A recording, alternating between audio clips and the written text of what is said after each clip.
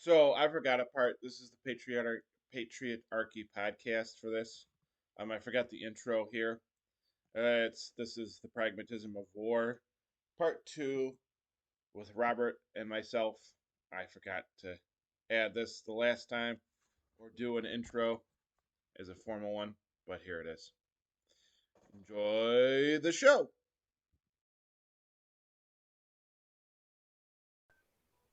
Yep, live now. You see it? I do. All right. We are back again with the Pragmatism of War, part two. I am here with Bobert McMobert, McMobert, and yeah, we're gonna do another Patriotarchy podcast. So let's strap in. Let's have some fun, guys.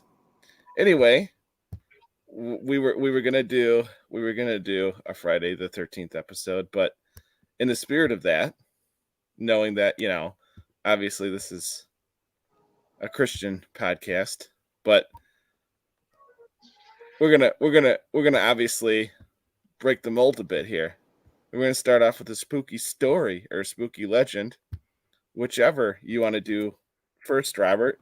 You're more than welcome to just share and All have some right. fun with it. Okay, so this is a story that happened to me, actually, on a January morning. Not long ago, not this year, but previously. Maybe it was a Friday the 13th. I don't know. One morning, I was in the bathroom early in the morning doing my morning libations. And my wife was in the kitchen. She was getting breakfast for the children. And suddenly I hear a shout from the kitchen. And she says, Robert, there's a wolf. There's a wolf in our yard. What are you talking about, woman? This is Florida. There are no wolves in Florida. I get up, I hike up my pants, I come running out of the bathroom. What are you talking about? And I look out the window where she's pointing, frozen in surprise or horror. And all of our ducks have fled to the porch where they're all screaming and quacking as if their lives depended on it, which as it turned out they did, because there in the middle of our yard stood, I swear, a 40-plus pounder coyote. Dang. Big boy. A big boy right there. And boy, was he eyeing up those ducks. Looked like a delicious treat for him and the coyote pack, I'm sure. At that time, I had not staged a rifle where I could actually get to it quickly. I was worried that by the time I retrieved something to run out in the backyard with, we'd have some nommed on ducks. So I rush onto the porch and I look around and I just grab a shovel, closest thing at hand. And I run out there into the yard and I stare down that coyote with a shovel in my hand. And the coyote's just standing there and he looks at me. And then he looks behind him. And I look behind him. And there on the other side of our fence, which had clearly done nothing to impede him, stood another coyote. Great. So he turns around again. And he's looking straight at me. And then he just turns around. Pop, pop, pop, boop. Hops over the fence like it wasn't even there. And him and I presume the missus just decide to take off and head back into the brush.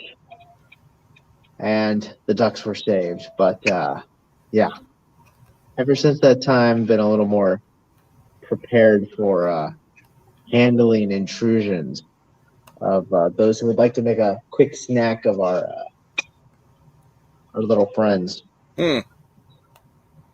Yeah, coyotes are seem to be a bit of a problem almost everywhere in the United States. I mean, I really haven't heard of a place in the United States where coyotes aren't. Yeah, around. they've bred everywhere now. They used to just be like a Southwest thing. Or they were called Their original name, it was very cool, actually. They used to be called the American jackal, Okay. which is appropriate given their ecological niche. But they were also called prairie wolves, brush wolves. That's kind of where they lived. They tend to live places where wolves didn't live. Mm-hmm. And Because wolves then, are bigger and stronger. exactly, wolves would kind of take out the coyotes there because they were just puny. Yeah. But then we kind of whacked the wolves. We kind of really cut down the wolf population. And so coyotes just kind of spread in the absence of wolves. Hmm. They're also just more adaptable than wolves. You hear a lot of they live in like urban environments. Like Mm-hmm. they'll go in like the middle of Tampa and stuff. Oh wow. Okay. Um, just through dumpsters, eating rats, all that kind of stuff. They're very adaptable. They'll also sometimes crossbreed with dogs, and then you end up with like really big coyotes. The coyote feral dog hybrids are quite gnarly, actually. This. And then, oh yeah, what were you gonna say? No, you go. I was I clearing was, my throat. I was gonna say there's also the red wolf. I don't know if you've heard of the red wolf. Um, I've not. it's kind of a North Carolina thing. They're almost extinct. They're very endangered. But there's this whole debate on if the red wolf is a separate species of wolf, a subspecies of the gray wolf, or just a coyote gray wolf hybrid. Um, so you've kind of got gray wolves, red wolves, and coyotes. And here's something interesting. I just learned this a few months ago, believe it or not. Or maybe I'd learned it at some point earlier, but I totally forgot. But Florida actually used to have a species of black wolf that was endemic to Florida, and it lived in the Everglades. But it was eradicated by around the 1930s is when it went extinct. Okay. But yeah, there used to be a species of black wolf here as well. Interesting. Was it the kind with the wolf with like those piercing like green or blue eyes? Just then the wolf was like completely black, just dark jet pitch. I think it was pretty much pitch black. I don't know about eye color. Okay. You can look it up, and I don't think there's really any photos of them. There's just some like 19th century drawings and stuff. Because again, they were kind of like an Everglades thing. And if what's really interesting is like in 1890, when the Western frontier was closed, they kind of declared like the end of the Western frontier. Mm-hmm. That the that was kind of the official end of the West. But at that time, or at least of the frontier, but at that time, the Western frontier was more explored than the interior of Florida. Like the interior of Florida was more of a unexplored frontier. I mean, it really wasn't until the 60s when they went in there and they did an enormous geoengineering project to drain the Everglades that any of that became like remotely as accessible as we think of it today. Huh. I had no idea. Is that how they came up with NASA? I think it was kind of in conjunction with that. I mean, NASA Or well, started. how they headquartered. That's what I meant. Yeah, so I think NASA was recorded there kind of. It was kind of contemporaneous, I guess, Okay. because you had NACA. It was NACA until I think like the early 50s. Then it became NASA. Huh. Yeah, It might have been until Sputnik, well, but it and then wasn't really until Sputnik that things really took off. didn't they have to clear out basically somewhere in the United States that would be some kind meet some kind of like ecological requirements for them to blast off? Yeah, so the reason why they picked Florida is, well, for one thing, you want to be on the East Coast because you want your rocket to go east because the Earth turns to the east, spins to the east. So you always want to launch east so that you can get that velocity boost from spinning in the same direction as the Earth. Mm-hmm. It's like if you were to be like driving a car and you threw a ball out, like a baseball out of your car, you'd want to, if you wanted it to go really fast, you would throw it in the same direction you're driving. Yeah. Not the opposite direction. So they wanted to go east. So you need to be on the East Coast. And Okay. then you also want to be as far south as possible because, this is just a product of a sphere, spinning. The closer you are to the equator, the faster you're spinning because a location far to the north and a location on the equator, their position doesn't change relative to one another as they spin, right? But Mm-hmm. they're traveling different distances, even though they're taking the same amount of time. So you're actually traveling faster at the equator. So the farther south you go, the more of a velocity boost you get from the Earth's spin. So that's kind of how Florida ended up being the place picked. And then on top of that, you had stuff like, it's just cheap land. There wasn't a lot of stuff there at the time. Yeah. Yeah.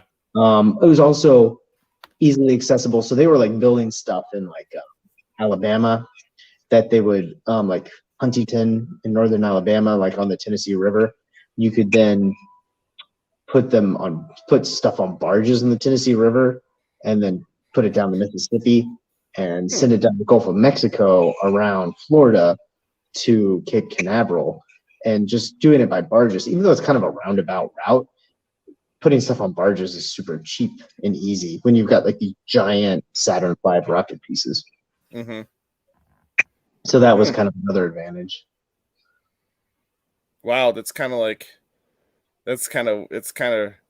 cool because it's like you get that mythos, which kind of relates. I mean, well, it doesn't relate, but in a lot of ways, like up here in Michigan, you got all the boats in the St. Lawrence Seaway, and them having to find a way to cut out or engineer a way for boats to get in via via the well basically through Canada all the way to the Great Lakes. And I mean, they have to come in through Erie, and then you have the locks in between Erie and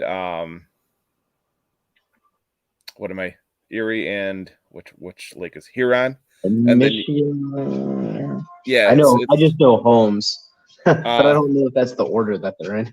yeah, it's Um, Erie. Yep, it's Erie to Huron. There's the locks in between them. I okay. forgot what those locks are called. But then you have the Saint St.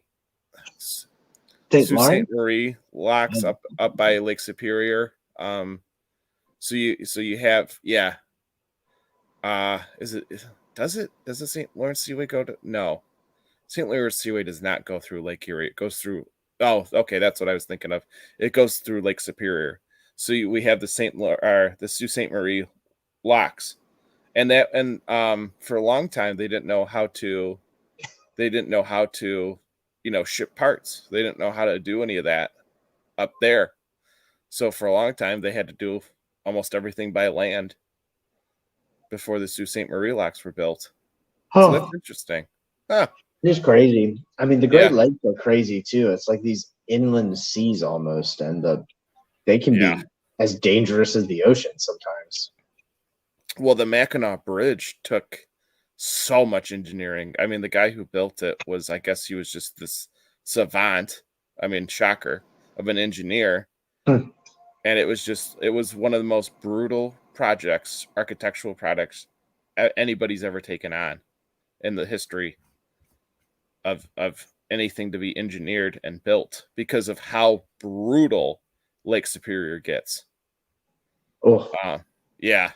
Like they said the Golden Gate Bridge was nothing compared to building the Mackinac Bridge.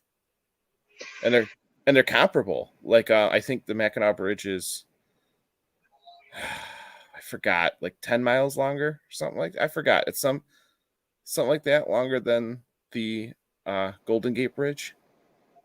wow. And so that's like in like Minnesota or Wisconsin or something.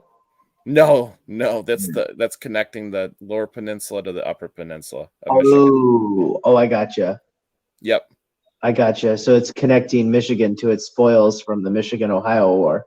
Yeah, which we have touched on. I mean, if we're going to talk about war, why not start with the place that I don't want to talk about, right? I But mean, one of the greatest wars of human history is the Michigan-Ohio War. yeah, okay, tell that to the Very people down underrated. there. I mean, The, Ohio, where's that proud victory? But in the long run, Michigan, they got the Upper Peninsula, so which is basically Wisconsin. But yeah, it's like how the British won World War II, but then they lost their empire. which is basically now Wisconsin, but just Yeah, Michigan. I thought Wisconsin was more like Germany. Or A you a did lot of Germans there. lots of cheese. Lots of cheese. That's true. Cheese is great. I love cheese. I mean, It's funny. I thought Tillamook was from Wisconsin, but then I found out it was from Oregon. I was like, what? really? The brand? Yes. I was like, this is totally Wisconsin, right? And I just assumed because it kind of sounded like someone from up there would call. Oh, it's Tillamook, eh? Oh, Don't you know? And oh it was yeah, like an cheese engine name. Yeah, I yeah, got yeah, and like cheese and stuff. And then I found out it was Oregon. I was like, what? This is my whole life has been a lie. It's just heresy. Yeah. This rapper, I must burn it now. Well, I mean, it's no skin off my back, but I just thought it Sacrifice, was strange. sacrifice to the God Emperor of Cheese. The God Emperor of Cheese, whose headquarters is in Wisconsin, I'm sure. Speaking of bridges, have you heard the Florida Skyway Bridge? No, I have not. That was a big long bridge. It crossed all the way across Tampa Bay from Tampa to basically St. Peter, Clearwater. Well, they still have it. But what's really funny, well, not funny. What's crazy is in the 80s, a tanker got lost in a storm and hit one of the piers of the bridge, or one of the support pillars, and blew out like a huge chunk of the bridge. And a bunch of cars drove off into the bay. Yeah, it was a pretty big mess. They had to close the bridge and then they rebuilt it differently. Dang. Was quite the disaster. It collapsed like a whole section of the bridge and a bunch of people died. Oof. Pretty unfortunate. Yeah. There's a good documentary about it on YouTube. Just look up the Florida Skyway Bridge. I've seen pictures of it. I just didn't know what it was called, but now I know what it's called. Wow. Yeah. I don't think it's quite that long, like Golden Gate Bridge long, but it's pretty long because it crosses Tampa Bay. So it's probably in a similar ballpark. Now we gotta compare Golden Gate. Let's see. Now I gotta fact check. Fact check. It's the real Hillary Clinton the debate. Can somebody fact check that? Let's have a debate on how long our bridges are in the United States. There's a lot of bridges called the Skyway Bridge. Sunshine Skyway. That's the name. Skyway? It looks very modern. What the hell? Meters? This is America. Why are we doing meters here? Ooh, 4.14 miles. That's pretty long. But the Golden Gate? No, that's the Skyway Bridge. Skyway. Total length of the bridge. That's comparable. Yeah, so the Mackinac Bridge is 26,000 feet. How much does that come to in miles? That's probably 5 miles. So it's the longest because the Golden Gate Bridge is 1.7 miles. Oh, so the Skyway Bridge is a lot longer than the Golden Gate, but it's not as long as the Mackinac. Yeah. So yeah, the Mackinac Bridge is almost exactly 5 miles, and the Sunshine Skyway is 4.14 miles. Huh. I never knew. Wow, look at that. Well, let's see. Height, 430 feet. Yeah, the Mackinac Bridge is higher too. Yeah, because it's higher because I know this for a fact. It's higher because the supports had to go so deep into the earth. Because the wind, is so obvious. It's just insane. It's off the lakes. Yeah, it's Lake Superior doesn't get warm ever. So it feels so superior because it's so cool. Yeah, yeah. So I got one. Speaking of local legends, the Okay. Nain Rouge is also called the Demon of the Strait, is a legendary creature of Detroit, Michigan, area whose appearance is said to presage misfortune. Its Ooh. origins in the early French settlement of Detroit, Detroit for you cultured folk, are Mhm. proposed as deriving from Norman French tales of the Iu, Luton or Utin, Iutin, a type of hobgoblin, along with Native American legends of an impish offspring of the stone god. Hmm. Sounds kind of like Mothman. Yeah, I could see it. I could see it. Also known as Eminem. He's the Mothman. He brings the prophecy because Oh, okay. he's the white knight for the rap game. Okay. I was not aware of that. Yep. Now you know. I mean, come on. You're behind the times there. I guess I am. I just kind of know Mothman because he's from West Virginia. Oh, is he? So yeah, yeah. It's like right by Ohio, like the part Okay. of West Virginia that's touching Ohio. Urban legend. Make you feel uncomfortable. Yeah, yeah, very similar kind of thing. Okay. Presages misfortune. I think they saw him like before a bridge collapse or something like that. Ah, okay. They did make a movie out of it too, called The Mothman Oh, Prophecies. okay. That I do now. They'll cash in on anything. Oh well. Well, if it's walking around and it's a cryptic in America, you damn straight they. I mean, you know how long Ancient Aliens has been going for. I mean, come on, man. Oh man, that thing has been milked to death. They are just over and over again. It's pretty much the same thing. I'm like, we covered this with Infowars. Can we move on now? Can somebody please write the staff, Oh, please? apparently there's a lot of historical, like French and Indian War stuff happening around the place where Mothman was. Hmm, Huh? interesting. Point Pleasant, Virginia. Very lots of history there, I guess. I did not And know that. Mothman Well, I mean, is there any pragmatism to taking out indigenous folk? with Mothman or without, or just like in general. Just in general. Well, yeah, gotta get some elbow room. Is the noble savage thing been overplayed because of that fact? Uh, I guess that's just kind of the equal and opposite reaction. Oh, Do you know that Schoolhouse Rock song? Did you see Schoolhouse Rock when you were a kid? yes. Elbow room, elbow room. Oh, Gotta get some elbow room. oh wow. I was just surprised, like no one's written a version of that where it's like Lebensraum, Lebensraum. Gotta get some Lebensraum. Huh? Yeah. Huh? Look at that. I can't believe you did it, but you did I, it. I went there. You I went there. acapella. You acapella the I Lebensraum. mean, it just seemed apropos. So we were talking about, which is probably might be a little bit later, but I mean, we might as well just the pragmatism, obviously, of one upping your enemy and technology. You That you, always helped.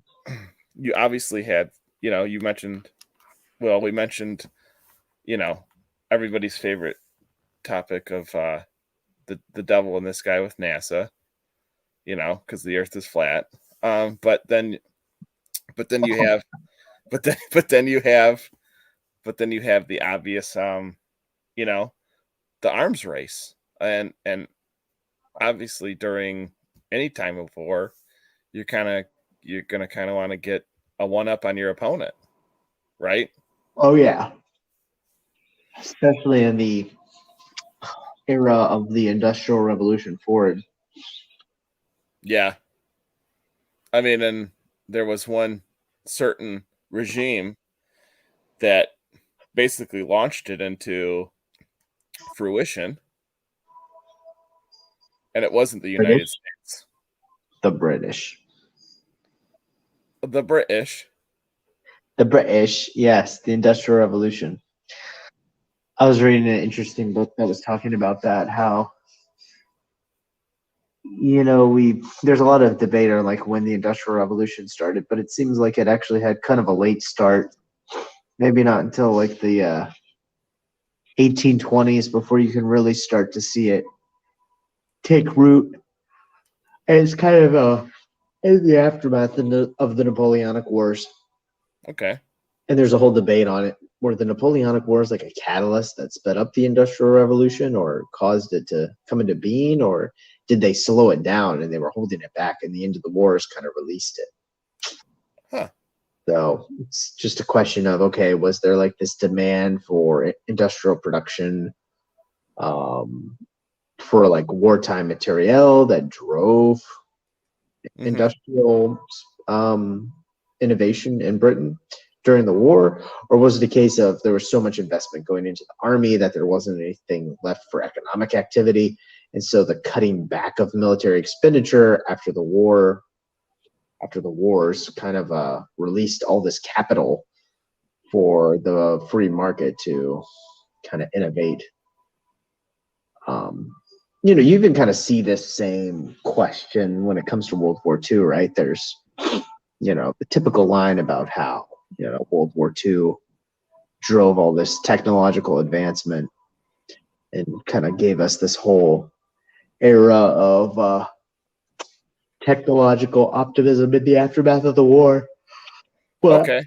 there's a real question, like, was it really the war driving this technology, or, was the technological innovation happening anyways, but the ending of the war and sort of the releasing of all this capital into the free market, did that cause, this technological boom that gave us a lot of stuff we have today? Of course, there's some stuff which was undeniably from the war, like the Manhattan Project.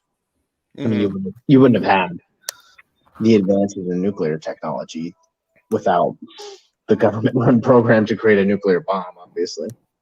Yeah. Which, I mean, kind of basically remains the craziest, largest, most advanced project that like humans have ever done, the Manhattan Project. That's why they're always talking about, like, we need the Manhattan Project of cancer, we need the Manhattan Project of climate change, or whatever. Yeah. Because it was crazy the number of people that were working in that project. They had like every smart person in the country. Basically, they'd roped in to working on this thing. That's why you see all these like great physicists and stuff from like the 50s, 60s, 70s. They all worked on the Manhattan Project during World War II. Richard Feynman and stuff, and Oppenheimer and Fermi and you name it, because they roped everybody into it. And that was a case where just like the United States was just so far ahead of Germany. Like Germany was still like just on rabbit trails of like trying to figure out how controlled fission would even work. Well, they had hydrogen. They did. The heavy water, the hydrogen bombs. The deuterium from like Norway and stuff. Yeah. Yeah, they were trying to get those to work. Yeah, but they didn't even have centrifuges to like enrich uranium yet. That's how far behind they were. Huh. Well, I mean, somebody better call the History Channel and let them know. Sorry. Yeah, they like to hype it up like, what if the Nazis had gotten the bomb? I mean, it's basically a WWE introduction whenever you say the N-word. Well, let's not say the N-word. We're going to get taken off of YouTube. I swear, it's just like you get funny mustache man coming in to just some hardcore, just Norse mythology music. Oh, okay. Is that why his mustache was shaped like that? It's like Thor's hammer. Yep. It's just got the handle is shoved up one of his nostrils, and he could just grab it. Like, yep. Yavel. Kind of small, but hey. It's there. It's a W. I mean, that's just it though. They drop. It's Small always but it's powerful. like a History Channel bingo. Maybe it's like a Right. gnome. His mustache could be the size of like a gnome hammer. Maybe that's the thing. Like Thor was a gnome. So that what a You cool know, because you've gnome. heard the whole like gnomes are real thing, right? They It's like are real. gnomes are real, and then you've got like, okay, so Thor and Odin are real. Well, maybe they were gnomes. Put two and two together, boom. So what you're saying is like you're literally calling them little gods. Like the little G stands for something, obviously. Right. Obviously, Huh. they've got to be little. I mean, there's no other way. There is no other way to this. I think it only makes sense. So basically, the Nazis were on these occult expeditions to like find artifacts, and they Yeah. discovered Thor's hammer, which is very small because Thor was a gnome. And so to hide it, they put it on Hitler's mustache. Hitler's mustache was basically he actually, you know, he'd shaved the mustache off, but they kind of put Thor's hammer on there instead, and then like the handle was kind of up his nose. And Yeah. that's why he would, give those speeches and be so agitated because he's got the handle of this hammer jammed up in his nose, Dang. very uncomfortable. And that's when his doctor, started prescribing him with all these drugs because he had to keep this hammer hidden. And, just sleeping at night with like a hammer handle shoved up your nose, it's going to be a hard time, but you can get some drugs in you and it's doable. So, Yep. um, yeah, Not that's many also why they had to burn his body. because of drugs. No, the hammer. Oh, They didn't want gotcha. the Soviets to recover it. But the Americans did get a hold of it, through Werner von Braun, Operation Paperclip. That's also why they called it Operation Paperclip, because Thor's hammer was roughly the size of a paperclip at the time. Because they had rather large paperclips back then. Paperclips have shrunk over time, just like microprocessors. Huh. Transistors have gotten smaller. So the paperclips were larger. So they were about the size of Thor's gnome hammer. So Werner von Braun brought it over to the United States, and that's what enabled the U.S. to win the space race and get to the moon first. And actually, they left Thor's hammer on the moon as part of their project, and that's why they're trying to get back there and retrieve it, because they're worried that Elon Musk might get there first, or the Chinese, and Dang. get Thor's hammer back. Because they always plan to go back and build a moon base, But Henry Kissinger, didn't want them to get Thor's hammer back, so he ruined the space program. But the moon base is already there because it was built by the lizard people. Well, no, that was the thing. They started to build the moon base, but they never finished. Oh. Because the lizard people didn't build it. The lizard people were the ones that stopped it from being built. Because that was like an intergalactic space war. Correct. Okay. I mean, that's one way to view it. All right. Well, we just got esoteric. It's kind of gnomes versus lizard people. Oh. I You know, mean, and humans are kind of like the proxies, and they're like in the proxy war. okay. So what you had going on in World War II, it was a gnome lizard war, but the humans were fighting, just kind of like Vietnam. It was kind of a U.S. Soviet proxy war, but the Vietnamese were the proxies doing most of the fighting. Okay. Wow. Yeah, makes so much more sense now. I know there was a lot going on there. There's a lot. Kind of that deep history that people really overlook. They obviously ignore it because they don't want to face the fact that it could be possible. Yeah, it's very inconvenient. The truth is very inconvenient in this case, and you just don't see people talking about this with World War II, this kind of reality. The whole situation with gnomes, and the whole genocide that was perpetrated against the gnome people. War. Yes. I mean, Well, that's why you don't see gnomes as much anymore. well, and that's why you had the Smurfs, who were clearly also trying to enact the Smurfensraum, right? Well, the Smurfs were kind of a radical break-off group from the gnome population. Oh, Papa oh, Smurf. Yeah, and you can tell this, like they were kind of like like Pictish warriors. hmm They're not blue naturally. What it is Papa Smurf was kind of a radical gnome who had these crazy ideas about gnome supremacy, but he was also heavily into psychedelic drugs, and that is what ended up causing his skin to turn blue. Because most gnomes do not have blue skin. It's his use of mushrooms and ayahuasca and other potent um, psychedelic drugs. And so he kind of got this cult following around him, and they huh. became the Smurfs. And they were kind of like, they were like the Weather Underground or Okay, something like that of the gnomes, or the okay, like Red Faction or something like yeah, that. yeah, huh? Yeah, so that was like a whole sort of, it was a lot like the Spanish Civil War, where you just had all these like factions and sub factions going on, and the Smurfs were like that for the gnome population. I mean, this is what I've always thought, though, because it's like there obviously has to be a tie-in to this. Oh yeah, and that's like the same thing with the lizard people, because you had Bowser and the Koopa Troopas as a breakoff population there, and they had conflicts with the Italians.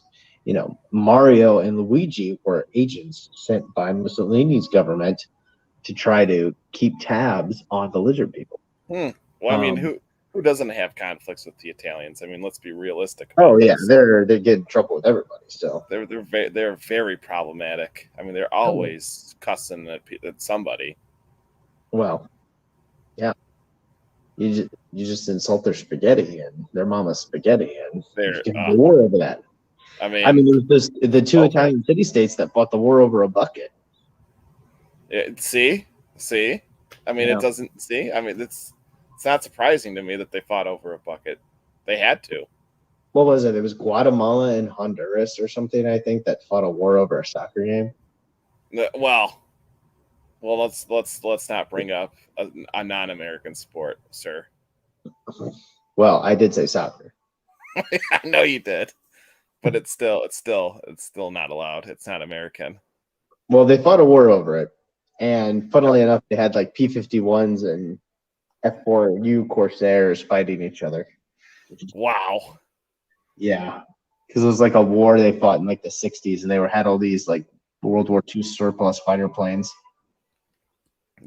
they they so they were who lost the soccer game. Yeah, one of them lost one of the countries lost a soccer game, and so they fought a war over it. That's kind of like Ohio State versus Michigan, I guess. Well, but then there was a real war before that, which started before the whole sports rivalry. Yes, I mean it usually turns, kind of all turns. If you Okay, it want to was talk pragmatism, Honduras and El Salvador. Excuse me. It was called the 100-Hour War, they just 1959. huh. So they just decided just to go at it. Yep, it was brought on by the 1970 FIFA World Cup qualifier. So it was a qualifier. It wasn't even. Yeah, it was a qualifier.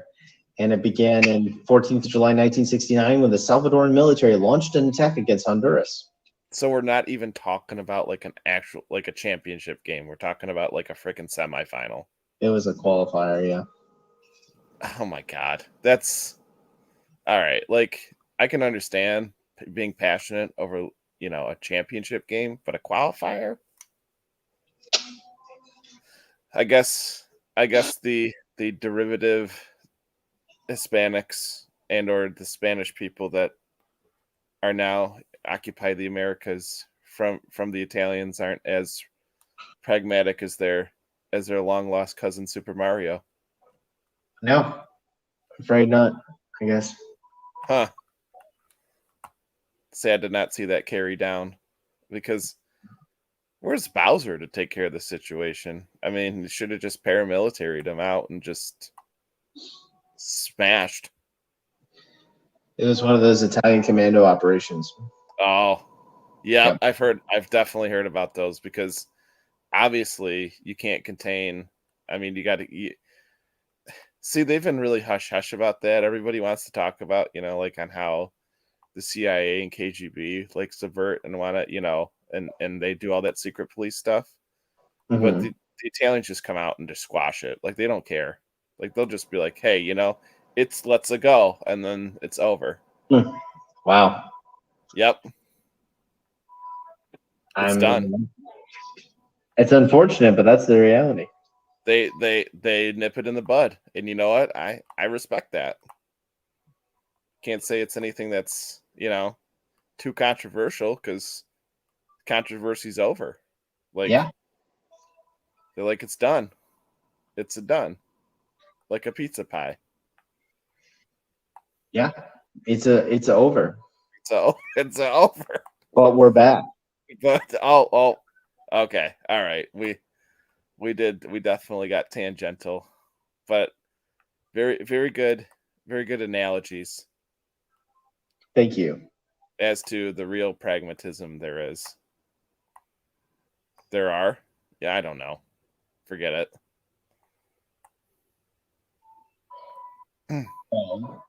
So, one of the crazier things. Have you ever played Medal of Honor for PlayStation and or any other gaming system?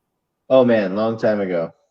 So, so I learned a lot of on how the CIA got its start via the OSS. Yes. The Office of Strategic Services. That's it. I was going to say the occupational something, but that's OSHA. And it's kind of neat, because it's like on how obviously warfare has always, I mean, there's always been espionage activity. And obviously back in the day, it wasn't as nuanced as it is now, because, well, you have technology. So, regardless of people, want to think about on how they're still thinking there's the first industrial revolution that has yet to happen.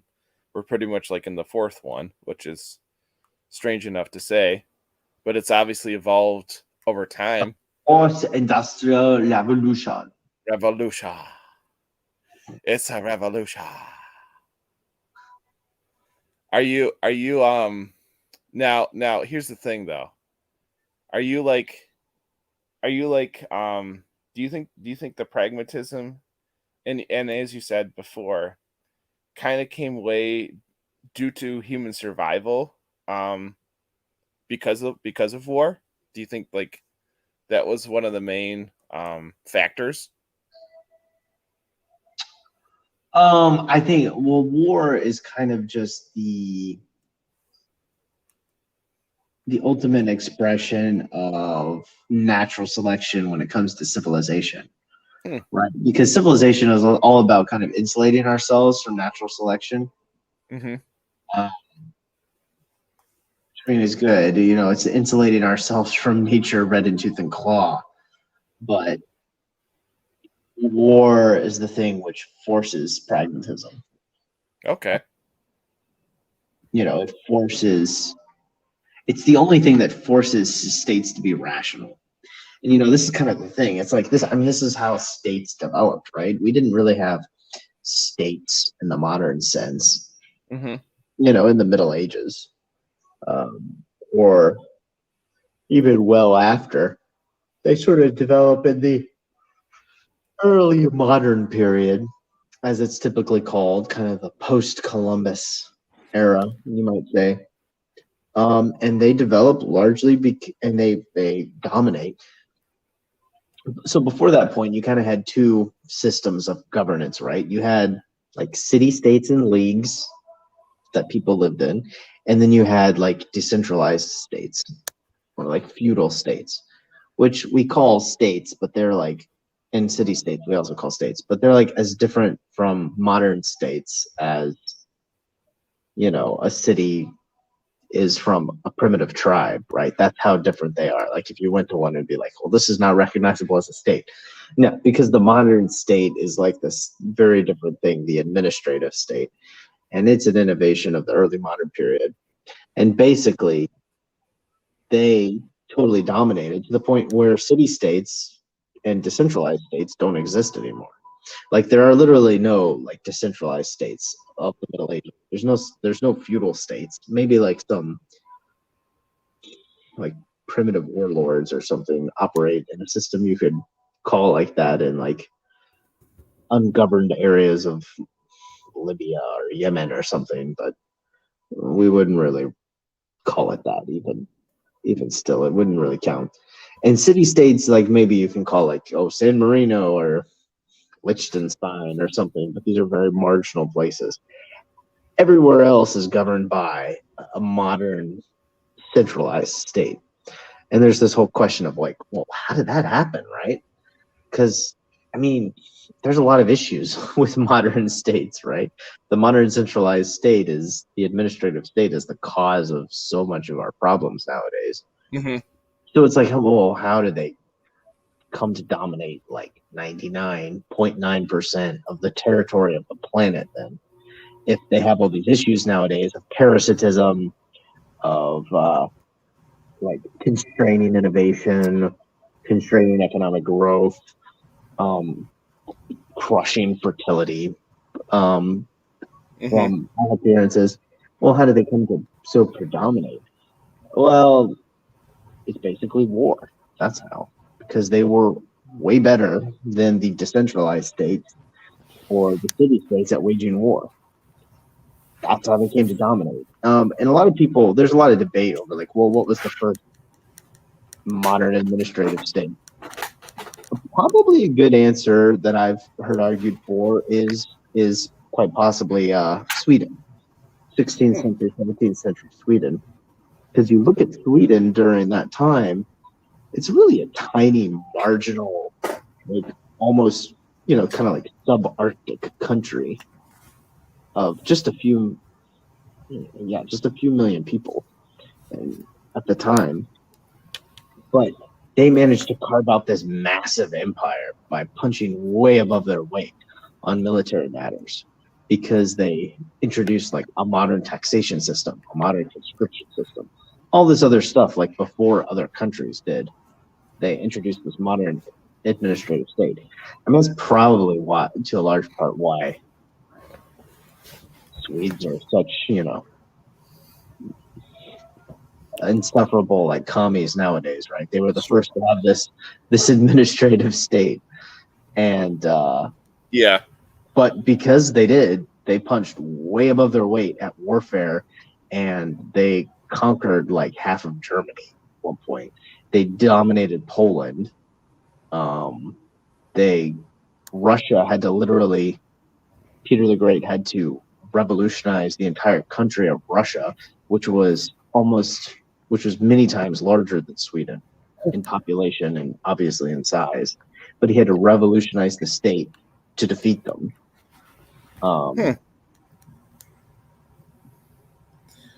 So it kind of led this chain reaction of other states being forced to adopt a advanced administrative state model. That's where Prussia gets the idea, because the Swedes basically made Prussia into a puppet state during the 30 Years of War because they walked all over northern Germany. So the King of Prussia looks at what Sweden does and he goes, okay, I need to do this. And so we get Prussia and Russia out of this encounter with Sweden. Peter the Great revolutionizes Russia and starts to put it on its meteoric rise to power after encountering Sweden punching way above its weight. And then Prussia ends up on this same trajectory of sort of centralized power, because the Prussian state was very centralized. They had a, the joke was that Prussia was an army with a state. And they really adopt that from Sweden, and it puts them on their trajectory of ultimately dominating all of Germany, and then as Germany dominating Europe, because the states that are crushed by Sweden have to adopt the Swedish model or die, is basically what happens. And that's what happened to Poland. Poland was a decentralized state. It was a feudal state. The nobles would elect the king. The Sejm, which was the Polish parliament, when they met to pass laws, any one noble could veto any law. So if there wasn't unanimous consent in the parliament, then a law would be vetoed. So there were several attempts by different Polish kings to reform and centralize the Polish state, and they failed. And ultimately, Poland was carved up and divided between Russia, Prussia, and Austria, which did centralize. And so it was destroyed. So these states either adopted the model or they were destroyed. And you see that like accelerate with the French Revolution and the Napoleonic Wars, because really the French revolutionaries and Napoleon take that centralization up to the next level. And Napoleon has this sort of, this country on meth, basically, in the form of revolutionary France. The whole state is a people at war, and it just walks all over all of Europe with massive conscripted armies. And again, it's the case of all the other countries of Europe have to adopt that model or get crushed. And so you kind of see the ante up forces the hand. Oh yeah, yeah, because it goes away from obviously the Roman and Hellenic idea of the city states. Well, I mean, Rome is obviously more empire driven than the city states of the Greeks, but same conceptually. I mean, if you want to boil it down, like you had Rome, which was the main central city state, and then it built out from there. Yeah. And it was like a lot of historians describe it as kind of a confederation of cities in many ways, because the cities were the empire, right? The hinterland, it was a just collection of cities. That's how they governed. They collected taxes. They didn't really care like what was happening between the cities, as long as they could travel between them. It got a little more centralized, and I mean, this is debatable, right? Like, what does it mean to be modern? But like more recognizably a centralized bureaucratic state after the crisis of the 3rd century and the Diocletian reforms, which introduced a lot of features to kind of strengthen the central Roman state to prevent some of the issues of the crisis of the 3rd century. But yeah, previous to that, for sure, it was very much kind of like you had the great city of Rome, and then you had all these sort of other cities that were its subsidiary cities. And like this is how empires worked, like in the pre-modern era. By and large, they were much less like, oh, these are our borders, our lines, our territory is like this. They wouldn't describe their territory of like, oh, our border goes from here to here. It was more about our territory is this collection of cities and everything in between. Like Suleiman the Magnificent or the Ottoman sultans would like describe themselves in terms of like what cities they ruled over, ruler of Istanbul and Aleppo and Edirne and whatever, Belgrade, whatever, stuff like that. So yeah, it was definitely a different it wasn't like a unified thing. It was like we have this collection of different territories. But that very much changed, like in the Yeah.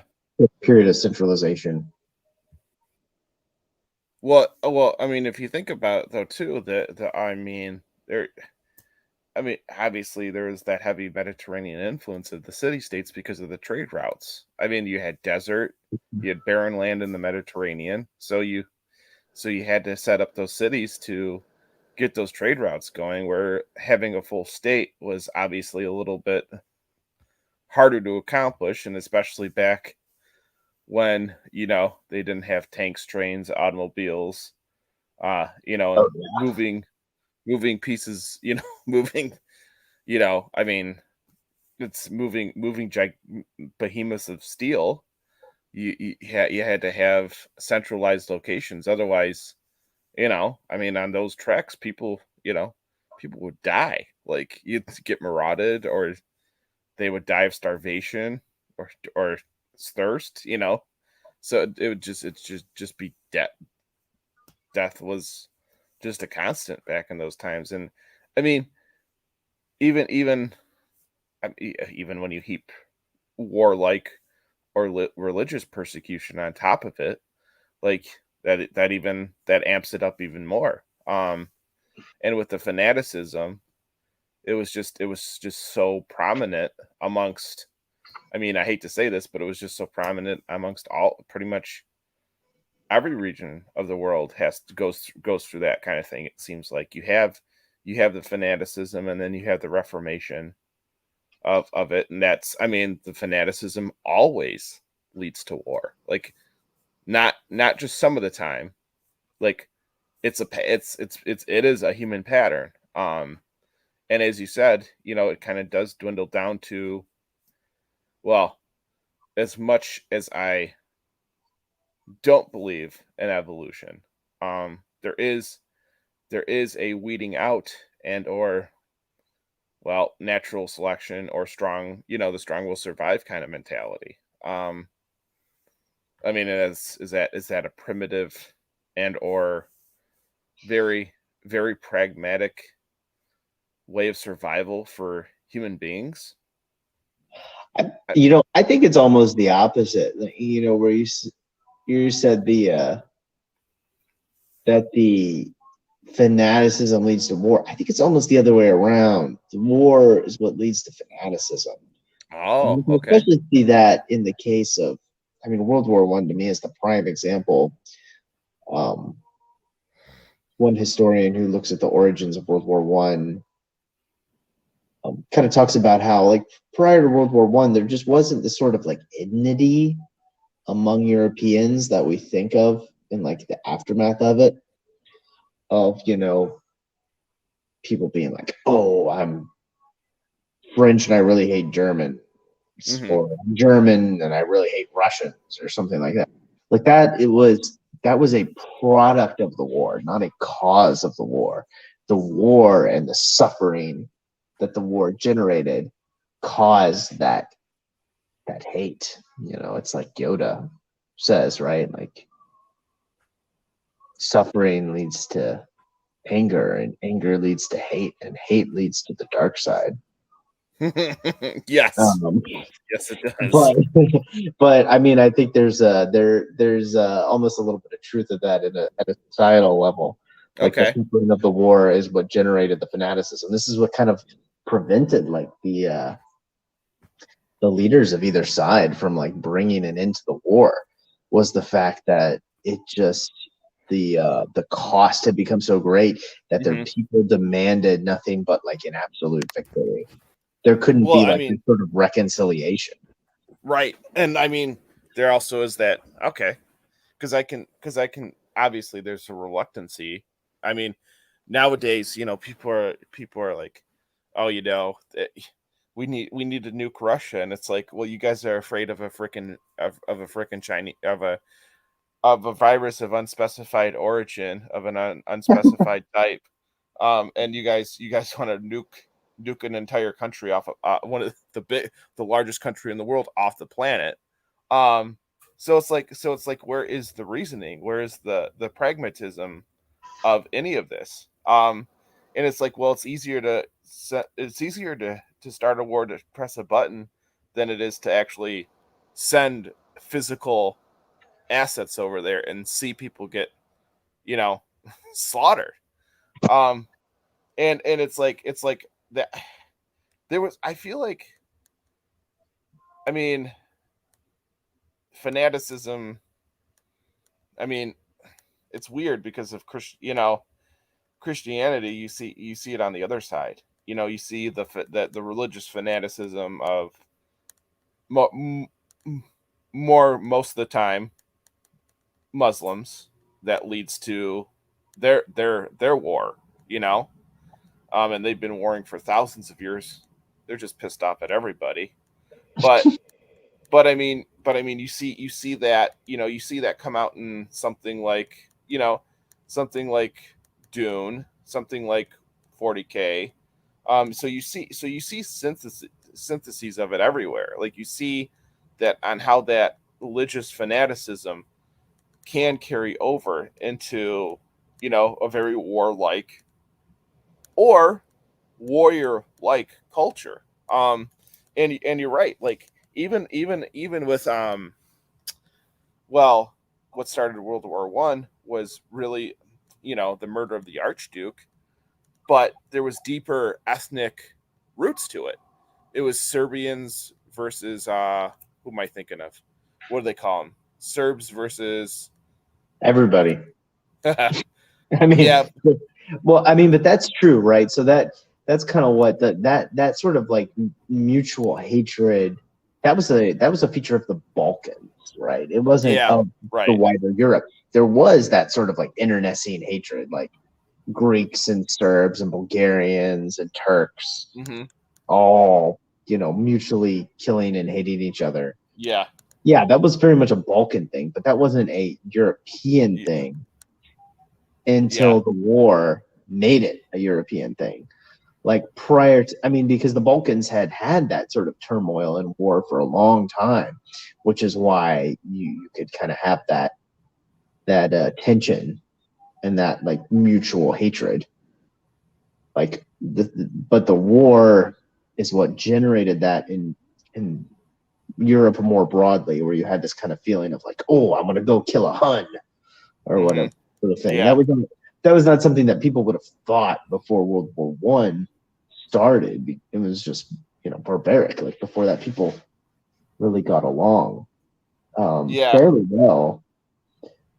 It was really, yeah. So kind of a combination of this sort of ethnic cauldron from the Balkans boiling up into the rest of Europe, and then just like a series of like terrible miscalculations and blunders leading up to the war with like how um,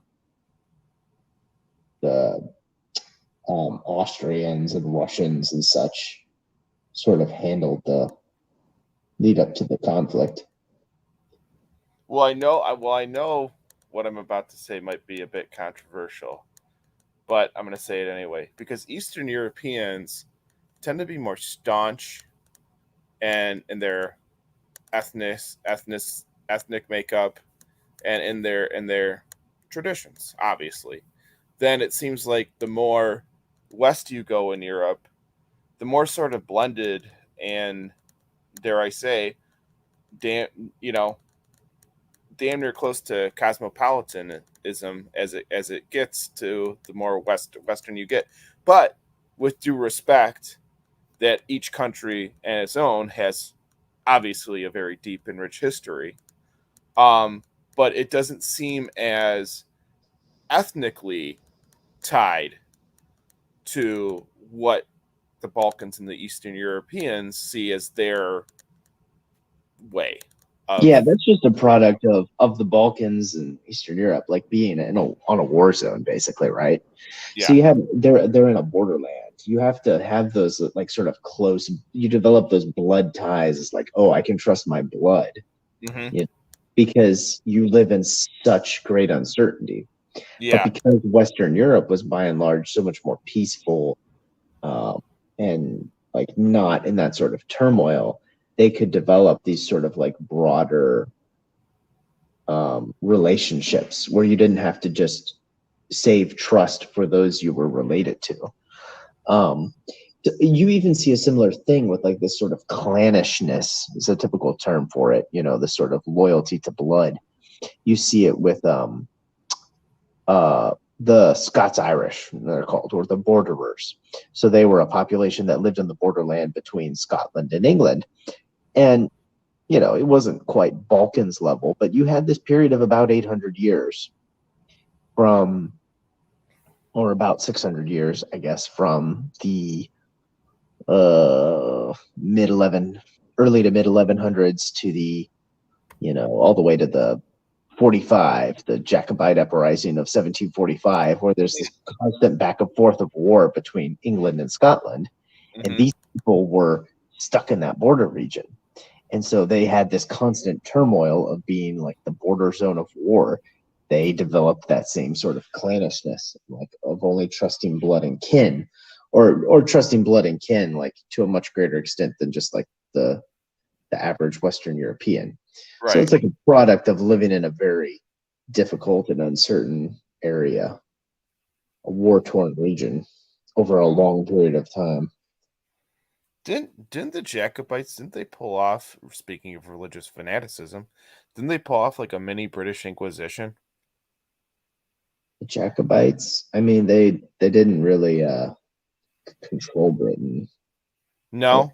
Am I thinking of like the French Catholic Jacobins. Yeah, Jacobins and Jacobites are very different. Okay. They're almost opposites. Oh wow. See, so there you go. Because the Jacobites were like the people who wanted this. So the Stuart kings, you know, were kicked out of England, and they wanted the Stuart kings to come back. What's a Stuart king? So, well, there was the Stuart dynasty. So you had the War of the Roses, and then you get the Tudor dynasty, Henry VII. He is a cadet branch of the Plantagenets, who had been the previous dynasty. Okay. And there's this whole dynastic struggle called the War of the Roses after the end of the 100 Years' War, because there's like a whole succession crisis in England. So Henry VII takes over. His son's Henry VIII. He's Henry VIII. I am. Yeah, the 6 wives or whatever. Divorce beheaded, died. Divorce beheaded, survived. And he, you know, does the Church of England and all that stuff. And then his daughter is Elizabeth I, the Virgin Queen, the Spanish Armada and all that fun stuff, Shakespeare. Yeah. And she never marries or has any children. So her cousin, I believe he's her cousin, is the King of Scotland, James VI of Scotland. He ends up taking the throne of England because Elizabeth dies without children. And he is James I of England. He's a Stuart because he's from Scotland. And so that's the start of the Stuart dynasty. Okay. So he's the one who gives us the King James Bible. That's where that comes from, King James I of England. And he's already got a great name, so obviously. Oh, yeah. King Jimmy, you know, he talked with a lisp, though. Hey, guys. What's going on? You guys podcasting right now? The Lord giveth, and he taketh away. Taketh. Yeah. Mm-hmm. Taketh for everybody. But anyhow, King Jimmy, when he kicked the bucket, his son Charles took over, and he was Charles I. And, you know, he had some issues. He was not, let's just say he could have really afforded to read the book How to Win Friends and Influence People, because he was not good at that. And he made a lot of enemies, and there ended up being a big civil war called the English Civil War, or sometimes the War of the Three Kingdoms, which is kind of a cool name, even though it's all they like to rename it that because they want to decenter England from the war, which was where most of the war happened. But War of the Three Kingdoms is very cool. I'll give them that. So it's very Asian sounding. It does. It sounds like the Romance of the Three Kingdoms. Yeah. I mean, it's got some teriyaki flavor to it instead of the bland beans and rice that are toast or whatever the hell. I don't even know anymore what they eat. I mean, they're trying to pull in. because they're like, it's about like it's England, Scotland, and Ireland are all kind of in this whole conflict. And I mean, Ireland does lose like 40% of its population or something during this time, so it's more catastrophic in Ireland than anywhere else. That's Cromwell. Cromwell did that. It's like, Mhm. it's like there's a British talk show clip that's on YouTube that's so funny. It's like one of these British comedy talk shows. They're like talking about how the British like cabinet or something. This one cabinet minister was like receiving the or the Irish ambassador, and the British cabinet member had a portrait of Cromwell hanging up over over his desk, and they were like, it's like if they'd accepted the ambassador from Israel with a portrait of Adolf Eichmann on the back of their wall. Ooh. Yeah, Cromwell. He killed a lot of Irishmen. Ooh. But anyways, so during the course of the English Civil War or War of the Three Kingdoms, Charles I gets his head chopped off. And then they don't have any king for a while. And they have a republic for a little while. And then Oliver Cromwell is the Lord Protector, not king. He was the Lord Protector, not at all like a king. And that for a while. And then he dies, and his son rules for like 2 years. And everybody's like, screw this. His son's an idiot. So then they asked for the king's son to come back. So Charles II comes back, and he becomes king. And then, boy, his wife has like 13 miscarriages because she had some sort of problem. So he never had a legitimate child, but he had like 11 illegitimate children or something. But anyways, he doesn't have an heir. So his brother, James II, becomes king. But the English really don't like that because he's a Catholic. And now they have been Protestant for a while since Henry VIII. And they really don't like the Catholic king, especially because he's also very friendly with Louis XIV, who was kind of like he was almost kind of a Hitlerian figure of his day, especially to the English, in the Protestant world. The stuff he did, like the revocation of the Edict of Nantes, which is the Edict of Toleration of the Protestants, and how the Huguenots were very horribly mistreated, and a lot of them fled to England in the aftermath, and kind of brought over the horror stories. And he was doing all this stuff trying to like conquer a bunch of Europe. So he's like marching to war basically, in the Rhineland. And so the English are like, we're ditching this James II guy. He's a Catholic. We can't trust him. He's in league with this totalitarian Catholic monster, Louis XIV. So they kick out James II. And then you have a lot of people so then they invite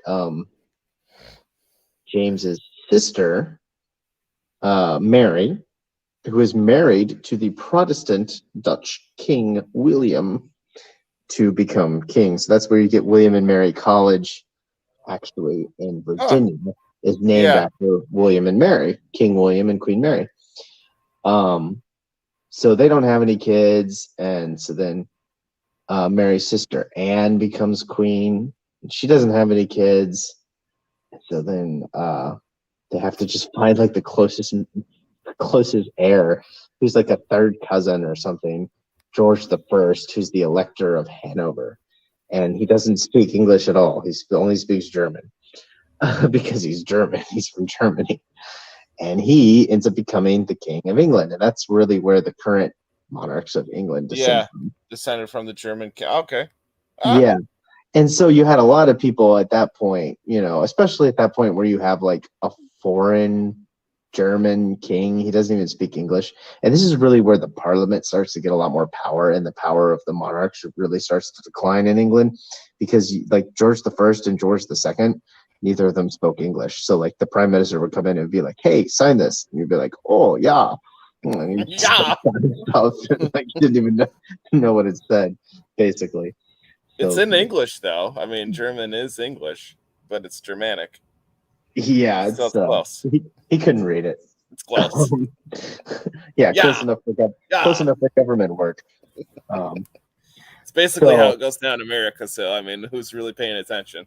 I mean that for real, right? I mean that's better than you could expect of Biden. I mean, I guess. He's got Um, the thing, bro. yeah, the thing. The thing. I say that all the time, and I'm like, all right, that's the thing over there. It Uh-huh. works. Uh huh. So the Jacobites were basically people who wanted King James to come back, the Stuarts to come back, and so especially once you had these kind of foreign German kings in place, there were some pretty serious attempts by the Jacobites, Hmm. Bonnie, Charles, and all that stuff to bring the Stuarts back, but that kind of all ended, and it was really a kind of a French proxy effort to because the British and French fought like a series of wars Yeah. over and They. over again, kind of called the Second Hundred Years' War, from when James II is kicked out. It's called the Glorious Revolution. So 1688, really through Napoleon. They're just fighting wars constantly on and off. And so, as part of that, the French are like supporting these rebels trying to bring the Stuart kings back, funding the moderate rebels. Um, but yeah, Hmm. Well, and there's your pragmatism of royalty. I mean, and yeah, and and it's kind of cool because like royal lines obviously have to. They don't serve monarchies don't serve as much of an importance as they did in the past to maintain and hold power and keep power. Because obviously, you had to, and and it permeates. It almost permeates more. I feel it permeates more in Asian culture than it does in European culture, to a degree, because those monarchies in Asian culture literally breathed, or civilization literally breathed life into the culture. Like they made it. And in a way, like it did it Asian culture, it almost didn't evolve like it did in European civilization into an aristocracy, right? You didn't have the bloated oligarchs where it turned it into an aristocracy. It basically stayed in a warlord like state of monarchical, territorial, and I gotta say it. I'm gonna try to say it. Monarchical, monarchical. What you am I saying? did monarchical. Control, right? So you had even like it was almost a constant stalemate, right? With Asian civilizations, where there was such upheaval in European civilization that religious fanaticism of Western Christianity, had a lot of back and forth. You had your dedicated. I mean, I'm almost damn near like basically that's where a lot of Warhammer gets its influence from, with that just that hard line of Protestantism and Catholicism, to where that's what drove Christendom is what drove a lot of the West. um and you see it in, well, like you mentioned earlier, the Jacobins were more so on they were Catholic. Yes, I got that right.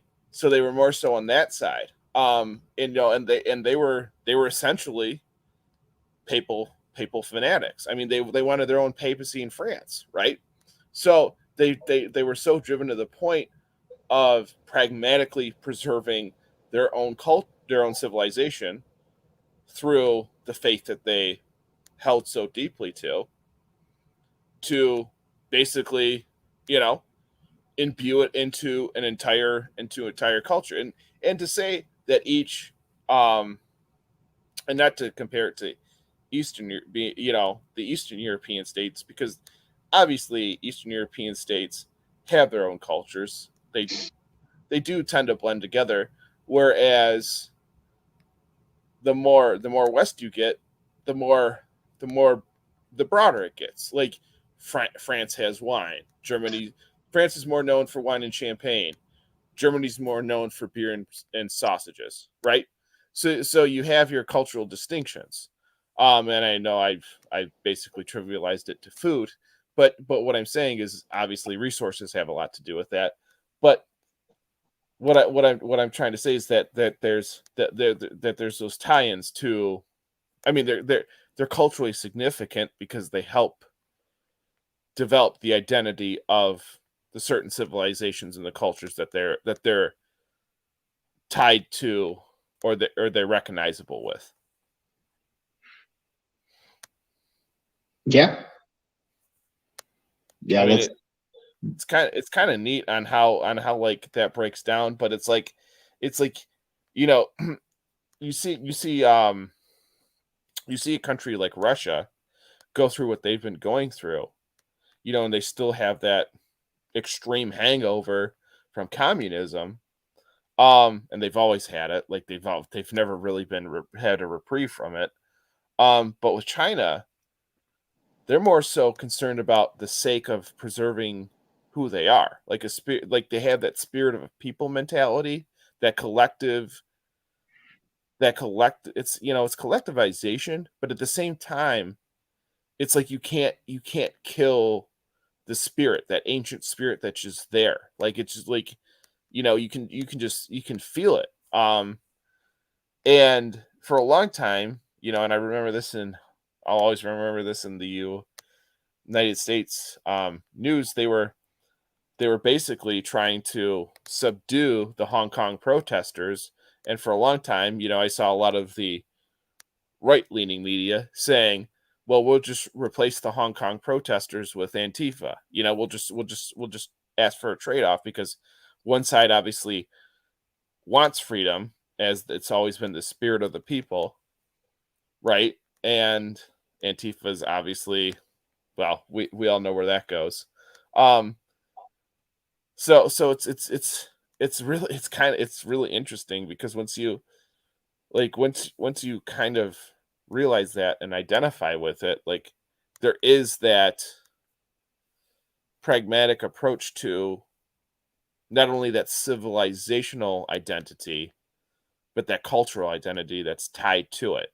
And obviously, civilization is a lot more on a broader scale than culture.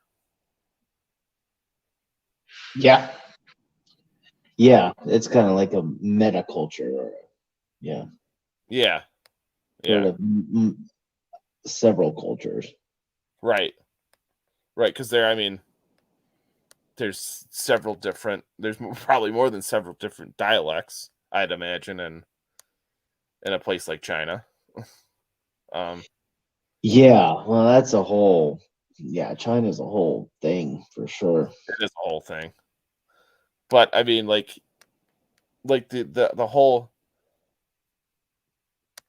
dynasty thing too is interesting because obviously people are going to stay in power, and people are going to hold on to that power. So when you have, like, in the modern day sense, you know, people see somebody, not that I'm pro Russia or pro Ukraine, but when people see somebody like Putin, they automatically want to say the H word and then the N word again.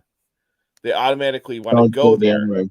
It's coming back again. Those, but the G is silent in the gnome, so I don't know if it's truly the N word. Oh, you're right. I Yeah, didn't think of that. yeah, it could, I mean, it's there, That's but pretty good gnarly.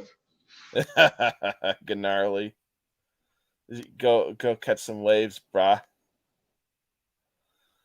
But it's like, people are it automatically programmed to think the worst when it comes to that, the worst when it comes to, well, and the other part is like people don't treat Russia like an empire, because that's essentially what Russia has always seen itself as, regardless of the ism that's occupying the country or prevailing over the country. They've always kind of been toe to toe, or they've tried to go toe to toe with somebody like England, right? And which is why they don't like Anglos or Germans. In a way, Germany has always kind of had that attitude too, like they're a Germanic empire, but obviously they're a little bit more imbued with that Holy Roman Empire mentality than Russia. Well, I don't, yeah, whatever. Um, I'm not gonna harp too hard on any of that aspect, but the thing is that it's like, where am I going? So somebody when they see somebody like Putin, they automatically want to assume the worst. They want to always go back to the worst parts of history as to how to justify that, right? And I mean, I don't know if that's human conditioning, or that's just, being pragmatic about that approach to thinking, you know, that guy's oh, well, I guess his phone died. I guess we got to do a part 3. Well,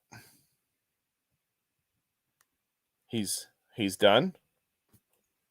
Is he there? Uh-oh.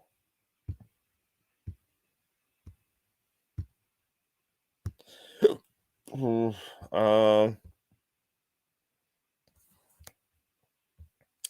is that all, folks? Okay. Bye-bye for now.